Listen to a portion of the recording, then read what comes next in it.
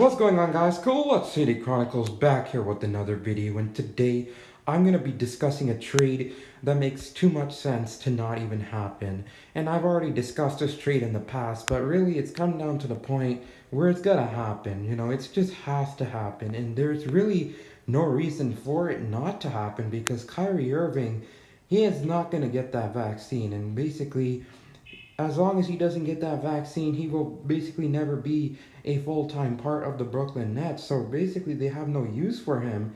And honestly, I think they should trade him for John Wall. John Wall, he's a very, let's just say he's less dramatic than Kyrie Irving, so he'll be a boost for morale on the Nets. He's not a very dramatic guy.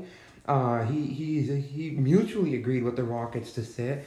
No hissy fit, nothing like that. He's a good guy to have on your team, and he's a good point guard if you ask me. 20 points and 7 assists anytime. You can ask him, he'll deliver.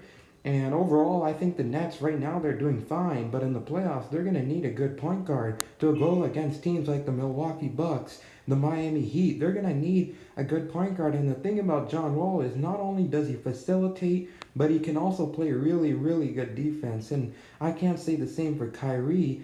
Kyrie's a dynamic scorer and everything, but John Wall provides that little extra defense the Nets could really use at the point guard position. And just overall, this is a good trade for both parties. And why is it a good trade for the Rockets? Because here's the deal. We're not expecting Kyrie to play for us, and we don't need Kyrie to play for us. What we need is to buy him out. And when buying out Kyrie Irving, we're going to save a ton of money opposed to John Wall because, his contract is about $7 million less. So we're going to save a good amount of money in cap space by buying out Kyrie opposed to John Wall. And overall, we get that contract off our hands because we have no use for a point guard like John Wall since we're in rebuild mode. But the Nets, who are in, competitive mode trying to win a chip, they can definitely use a two-way guard like John Wall who can still give you 20 points and 7 assists on a nightly basis. So overall, comment down below your thoughts on this. I've already made a trade video about this, but at this point, I'm really surprised this has not been discussed by executives. It's a really good trade. It benefits both sides because Kyrie's not playing, so might as well have someone that plays and plays with good energy.